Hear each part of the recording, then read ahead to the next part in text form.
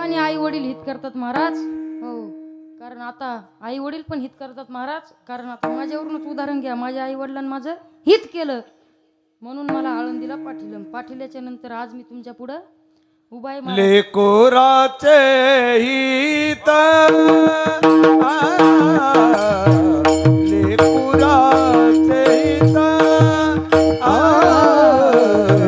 लेकुराचे हित लेकुराचे हित हे माऊलीचे चित्त वाहे माऊलीचे चित्त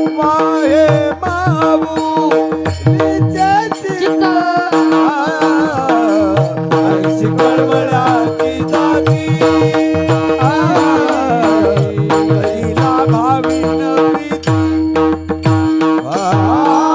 माऊलीचे चित्त वाहे वाहे माऊलीचे ऐशी कळवळाची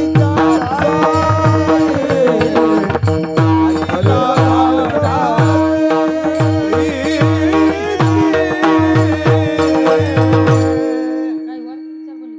लेकुराचे हित वाहे माऊलीचे चित वाहे माऊलीचे चित ऐशी कळवळ्याची जाते. महाराज म्हणतात आई वडील पण आपलं हित करतात महाराज. हो, विषय चालू होता, संत पण आपलं हित करतात. कारण महाराज म्हणले तेची माझे हित करीती सकळ आणि जेने हा गोपाळ कृपा करी. त्यांनी हित काय केलं, हित काय केलं तर मला नामस्मरण करायला लावलं. मग नामस्मरण कोणतं केलं मी, राम राम हे नामस्मरण केलं.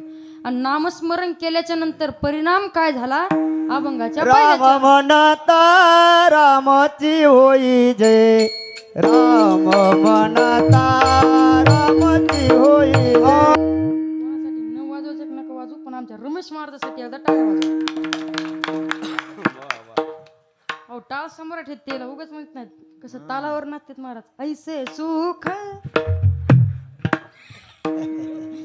त्याला आमच्याकडं टाळ सम्राट म्हणून ओळखले जाते आमचे. त्यांनी जर एकदा टाळ सुरू केला ना महाराज तर 2 टाळ फुटत आहेत. किती माहीत, खोटं बोलत नाही महाराज. त्यांना आळंदीपासून ज्ञानोबराच्या कृपेनं त्यांना आळंदीमध्ये पासून कोणता भजने असू द्या महाराज, त्यांना टाळ सम्राट म्हणून ओळखले जाते. आणि त्यांच्यामुळेच आज मी एवढा मोठा झालो महाराज. कारण त्यांनी, मी ज्या वेळेला 8वी 9वीला होतो त्यापासून त्यांच्या सहवासामध्ये महाराज. इथं जाय कृष्ण असं कर, कृष्ण तसं कर, इथं चल माझ्यासोबत, इथं प्रॅक्टिस होईल, असं होईल. आणि त्यांच्यामुळे खरंच आज इथं मी तुमच्या पुढे उभा आहे महाराज. कारण कीर्तन करायला पण स्टेज डेअरिंग नाही, त्याला अर्थ काय सांगा मला भरत महाराज. शूटिंग काढायला पण मोबाईल नाही.